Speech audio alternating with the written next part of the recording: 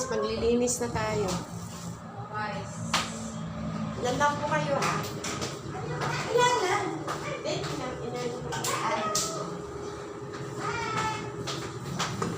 Tapos kumain. Maglinis na ang lamesa. Ito po yung ano namin, no? Bintana.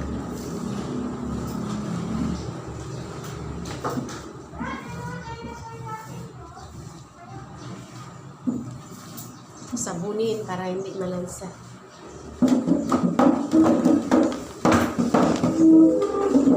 Dito ko po kayo ilalagay para makita nyo. Buong bahay. Bahay? Apartment. Ganito o. Para makita ko. Ito yung apartment ni Madam Evelina. Madam Evelina.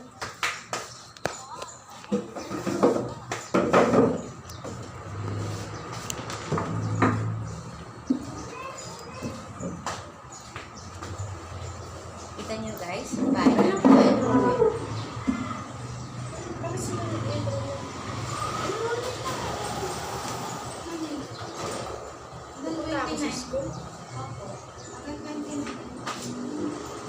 Punta po ako sa school. Mag-e-enroll na yung dalawa ko.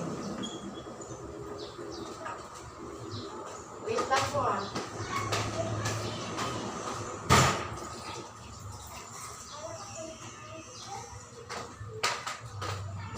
Just wait. Wait. Ayaw silang isang sugar.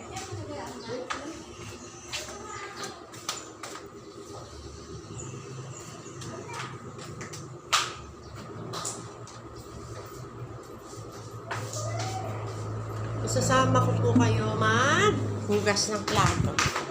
Dito po kayo. Yan. Yan. Yan.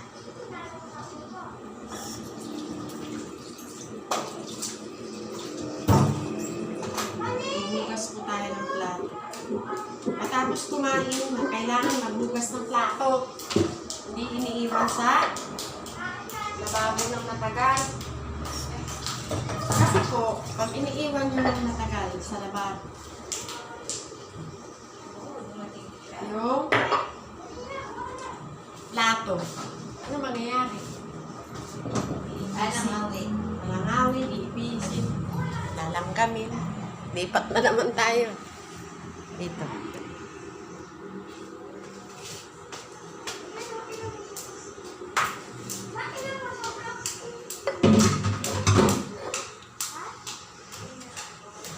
Ayan o. Ayan, baboy yan. Maghugas ng plato. Dito sa handle, sa may bunganga, sa may puwitan. Ang nangyari, ang ingay. Malapit po kami sa ano eh. Kalsada.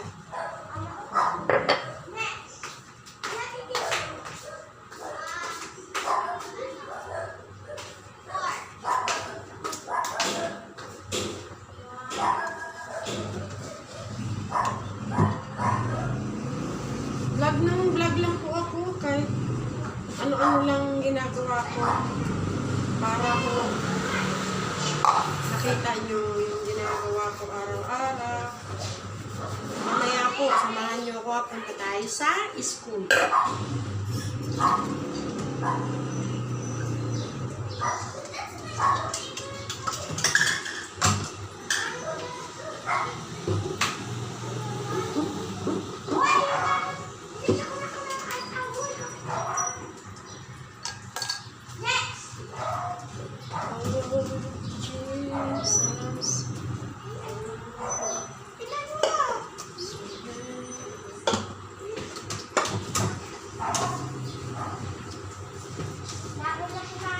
Pag hindi po natin pumupasa, matatambakan tayo.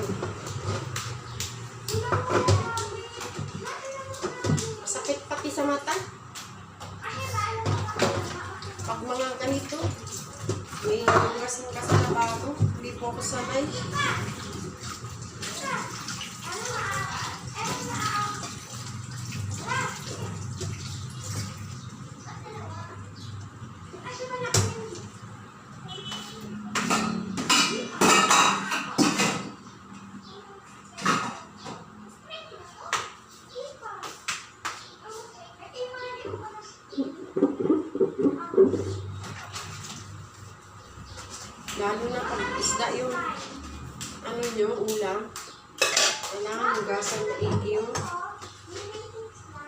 plato, baso. Kasi malansa.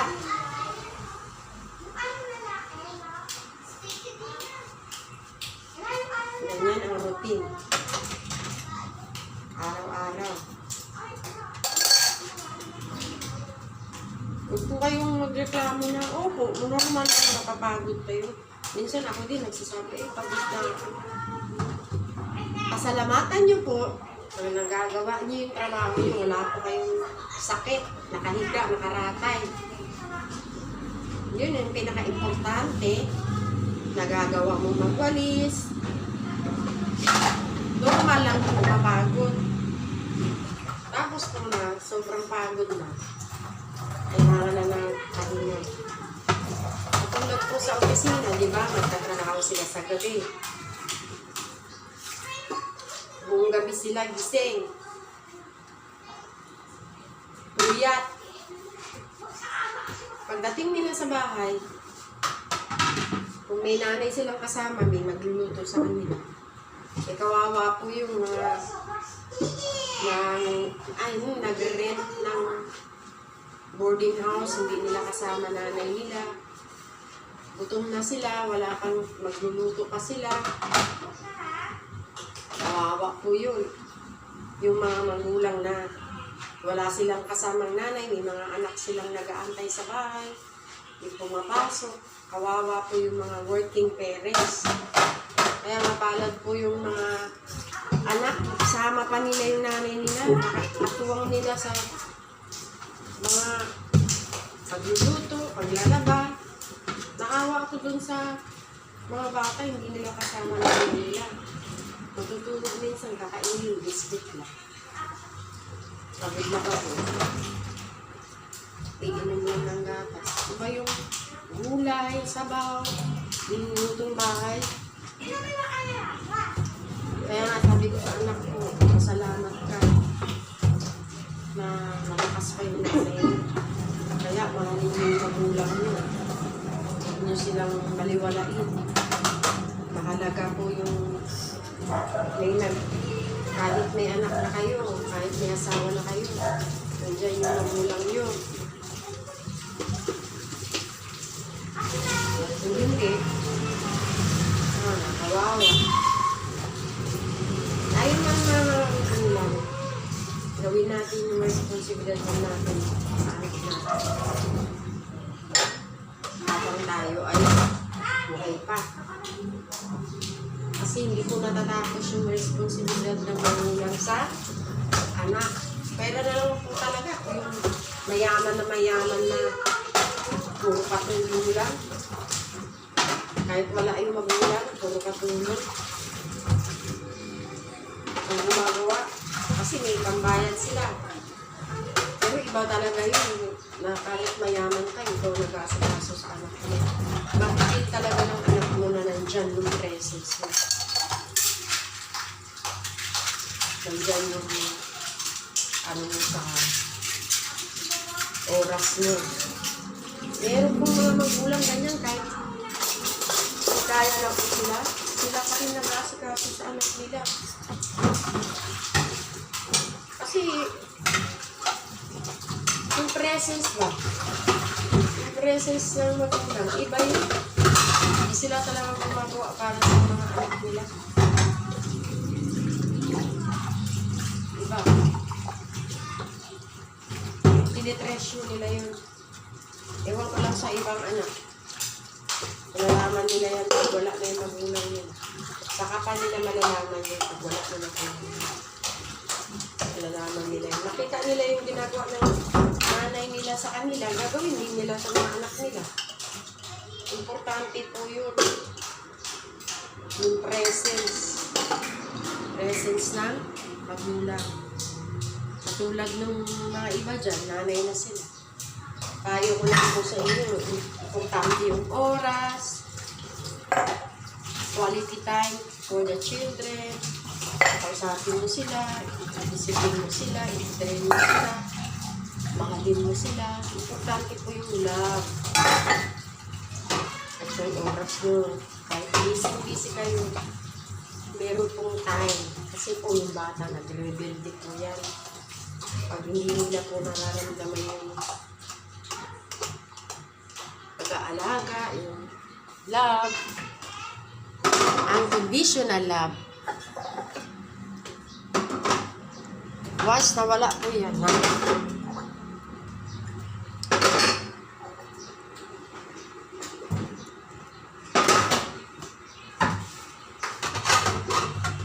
Hanapin ko yung anak ko, wala dyan.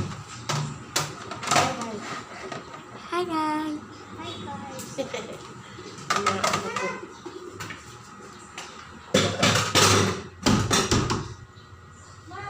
Mga apo ko po. Hindi ko po sasabihin na perfect po sila. Makulit din po sila. Pero, kailangan nandiyan ka. I-train mo sila. I-train mo sila habang bata pa sila. Makikita mo na yung ginagawa mo. Kasi gagayahin nila yung anong nakikita nila eh. Pag may nakita yan, hindi maganda. Sasabihin mo, huwag mong gagawin yun. Kasi hindi maganda. Agad-agad. Ano mo kaagad, i-check mo. Kasi akala nila tama din. Ganyan-ganyan. Eh, importante din po yung ito po yung grade. Yan. Importante po yung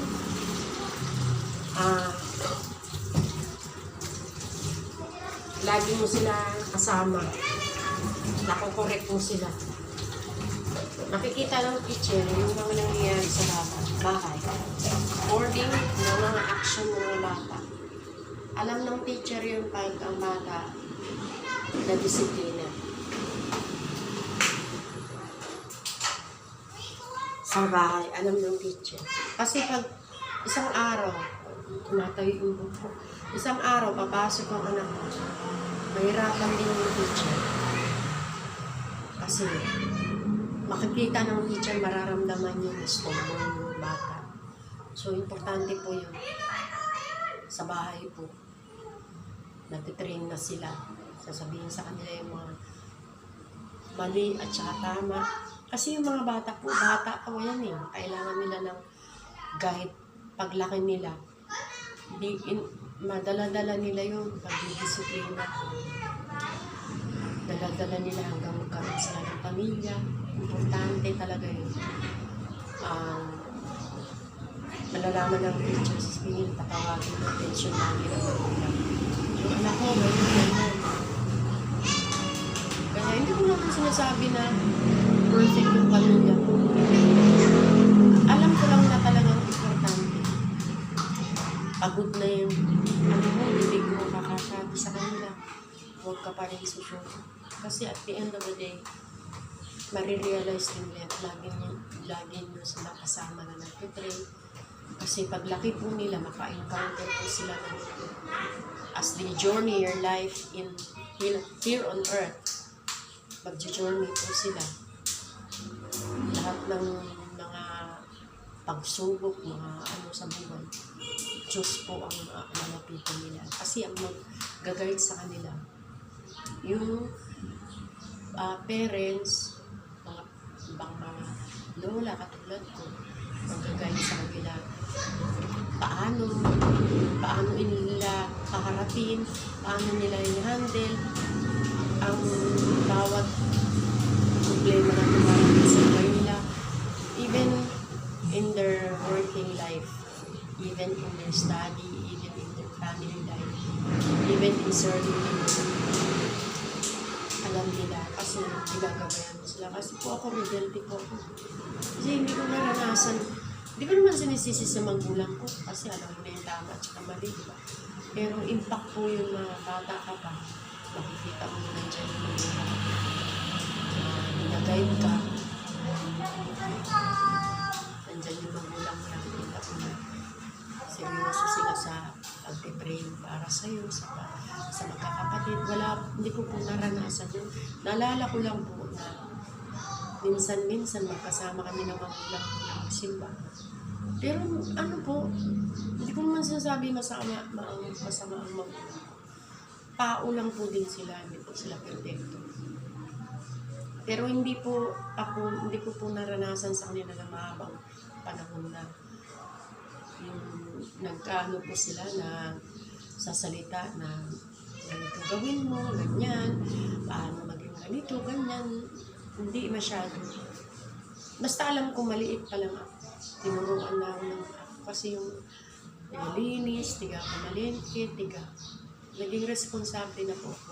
Pero dumating din po sa time na nung laki na ako, karoon na ako ng isip. Totoo nga pala talaga, hindi mo alam yung buhay mo eh. Kung minsan magkakamali ka, may kapalpakan, daming kapalpakan sa buhay. Pero habang tumatanda ka, nagmamature ka lang. Bakit ka nagmamature? Kasi hindi ka na pabata eh. Yung mga experience mo sa buhay, yun ang gagamitin mo para sa mga mahal mo sa biyahe ng mga bata-bata pa, sa mga tao na makikilala mo, makakasalamuha mo, pwede kang magpayo sa kanila, pwede mo sabihin, pero hindi mo ilalabas na magaling ka. Hindi. Sasabihin mo na, totoo na, ganito ka, na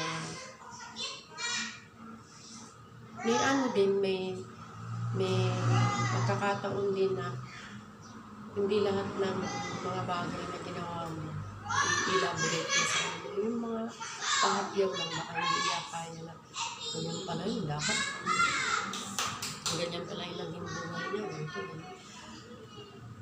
Pahapyaw lang, payo. Tapos kung mag-cross ulit yung landas ninyo, pagmustahin mo siya, payo na naman. Pero dasa sa kanya din yan. Pero iba rin yun may nagpapayo sa'yo. Bakuhin mo talaga ako, guys. Hindi man ako mag-istorya ng palikuhan. Hindi man ako din seryoso. Kung makikilala niya ako ng personal, may time din po na po ako. Nagbibiro, ganyan. Gusto ko rin punta sa mga malapit sa nature, puno. Favorite ko talaga mga puno. Dagat. Yun yung mga favorite ko. Puntahan. Tahimik na lugar. Kasi habang tumatanda mo, ayaw na maraming tao, ayaw na, hindi naman ayaw sa problema, ayaw mo nang, ini-ignore mo na yung mga ang stress sa buhay mo. Maingat ka na kung sino yung mga tao, pakikisamahan mo, yung lugar na pupuntahan mo, tama ba ito? Hindi, ano ba ito? Ganyan. Hindi naman humihinto yan. So guys, salamat po sa, mahaba na po ito. Salamat po sa pakikinig. Salamat po sa time, sa support.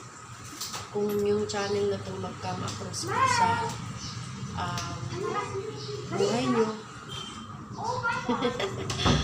mag-come across po ito, wala naman imposible.